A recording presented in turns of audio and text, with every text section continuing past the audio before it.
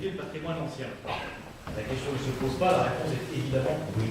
Je verrai tout à l'heure, je visiterai tout à l'heure le laboratoire de Jean Auclair, mais je partage à 100% votre analyse. Notre idée est assez simple.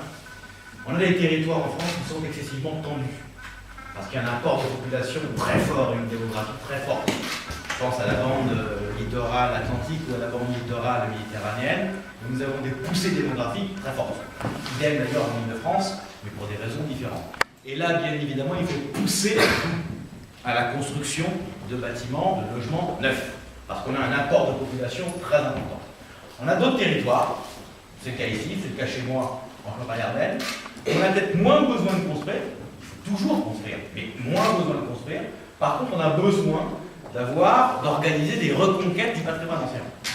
Je regardais les chiffres avant de venir. Le taux de vacances, c'est-à-dire de logement libre en Creuse, il est 13,5%. La moyenne nationale va tourner autour de 4 à 5%. Dans la ville où je suis élu, Châlons-en-Champagne, pourtant une capitale administrative régionale, 70 000 habitants, on doit avoir un taux de vacances qui tourne autour de 10%.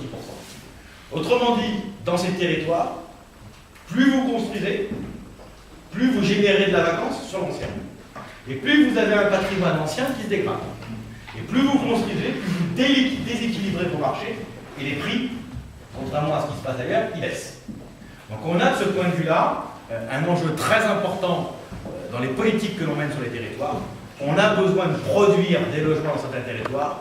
On a besoin dans d'autres territoires d'organiser la reconquête des centres anciens et de moderniser les logements, parce qu'on sait bien que nos populations, notamment les jeunes que vous évoquiez, monsieur le maire, ils ont plutôt envie de bâtir un pavillon neuf, c'est plutôt ça leur ambition, que de faire des travaux dans l'ancien. Donc il faut qu'on organise ces travaux dans l'ancien pour pouvoir avoir dans l'ancien le même confort que dans les pavillons modernes, si on souhaite organiser cette reconquête. Maintenant, comment on fait? C'est ça la question. Pour le neuf, il y a beaucoup d'aides. Il y a le cellier qui existe, qui est une déduction fiscale. On a évidemment le logement social. On a les programmes d'accession à la propriété pour aider. Pour l'ancien, c'est plus complexe.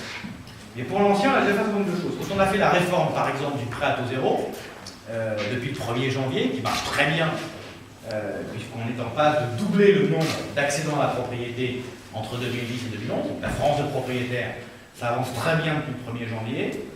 Qu'est-ce qu'on a fait?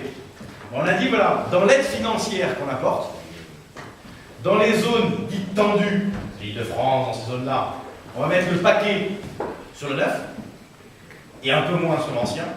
Par contre, dans les territoires moins tendus, entre guillemets, comme ici, comme chez moi, on va mettre exactement la même somme, la même aide entre le neuf et l'ancien. Mais comme les prix ne sont pas les mêmes entre le neuf et l'ancien, ça veut dire de fait qu'on aide beaucoup plus l'ancien. Voilà une première aide pour le faire.